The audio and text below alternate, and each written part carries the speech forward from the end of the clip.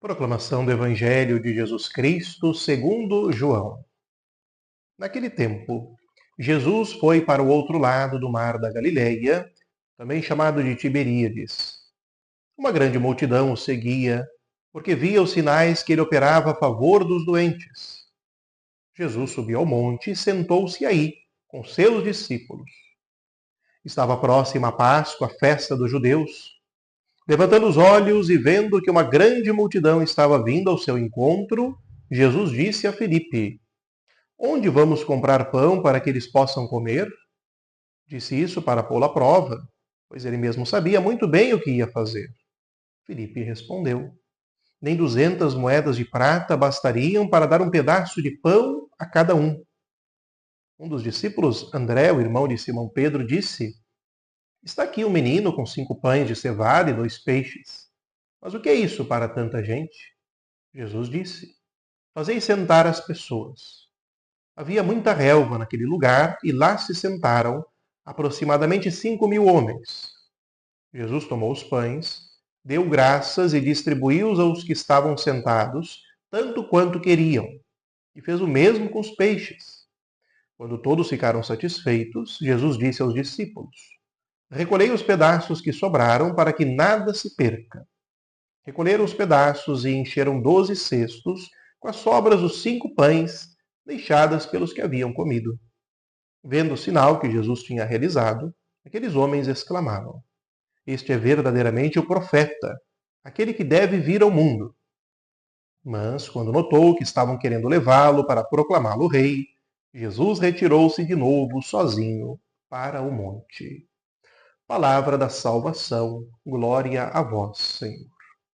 Queridos irmãos e irmãs da fé, que a paz do Senhor esteja em vosso lar. A igreja celebra o 17º domingo do tempo comum. E na sequência imediata, não do próprio Evangelho de Marcos, mas dos relatos e acontecimentos, domingo passado recordamos Jesus que se retira para um lugar à parte, depois vê a grande multidão vindo, com fome, com carência, com necessidades, a sensibilidade do olhar do Senhor. Hoje, sob a ótica de João, vemos o que Jesus fez, então, diante desta multidão necessitada. A multiplicação dos pães.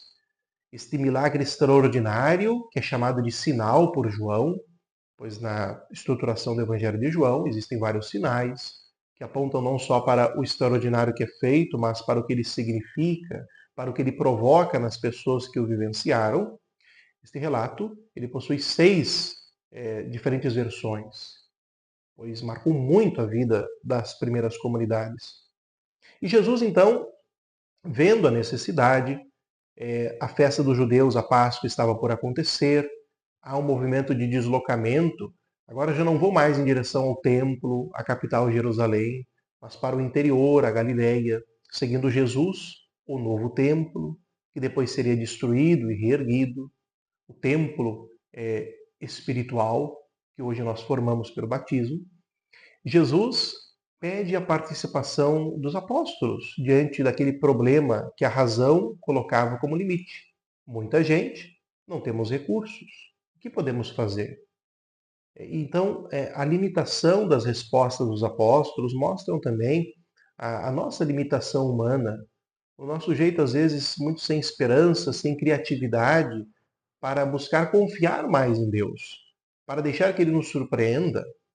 E diante daquela limitação das soluções propostas, surge um menino que tinha um pouquinho de pão de cevada, o pão dos pobres, peixe.